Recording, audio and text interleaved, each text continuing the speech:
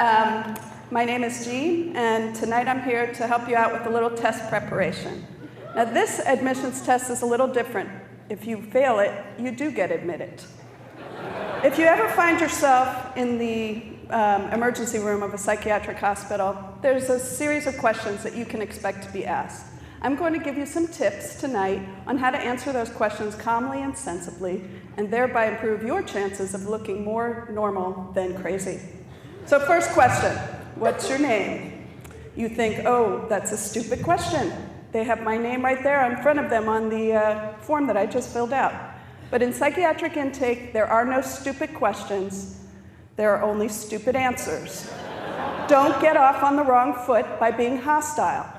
This is a good way to get yourself labeled paranoid. Sorry.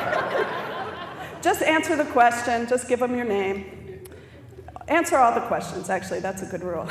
What is today's date? Okay, there's probably leeway on this because there's probably some people, normal people, who don't know what the date is today, but it's a really good idea to know what year it is. And finally, where are you? Just give the name of the city and the hospital you're in. Don't say, in the loony bin, or in a Kafka novel, or something clever like that, unless you want to be labeled paranoid and delusional. So, how many people got all three right so far? Good job. Easy questions, but good to review them. Now let's move on to the brain teasers. They'll ask you to memorize a list of 3 ordinary items, like apple, cat, house. I'm not kidding. And they'll ask you to recall those items 1 minute later. And if you can do that, great. But just remember, 5 minutes later, they'll ask you to recall them again. They'll ask you to spell a word backwards. In my case, they have always asked me to spell the word world backwards.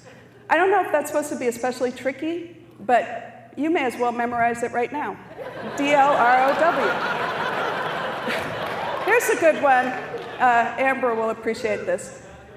They make you count backwards from 100 in increments of 7, like 93, 86, 79, 72, 65, 58, 51, 44, yeah.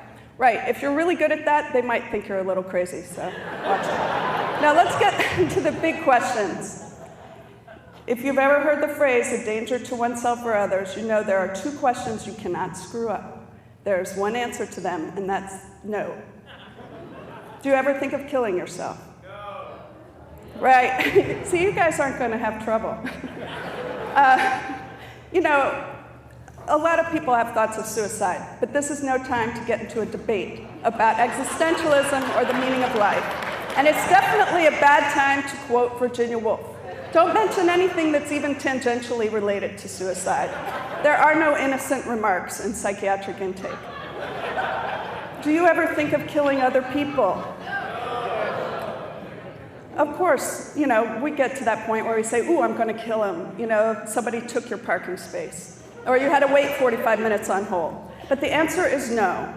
Even if you do want to murder your boyfriend, the one that got you into this mess in the first place, by bringing you to the emergency room under false pretenses, do not answer, yeah, I'm definitely going to kill him. Which brings me to an important principle. Psychiatric intake, like airport security, is no place for jokes. And that could be the hardest rule of all to follow. If you're like me, you use humor to, you know, all the time, especially when you're nervous. But this is officially a humor-free zone. It's also a good rule not to say you know famous people. That's what they call grandiose. Don't tell them that you work with the author of One Flew Over the Cuckoo's Nest, even if in fact you do. In fact, don't mention One Flew Over the Cuckoo's Nest in any context. It's a really sensitive subject.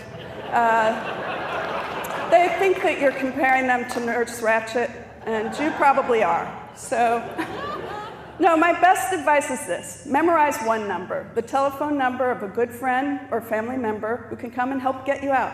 Because I can't even imagine going through all this without somebody by my side reminding me that while I may not be totally normal, I definitely do not belong in the loony bin. 5 minutes are up. You still remember those things? Thanks.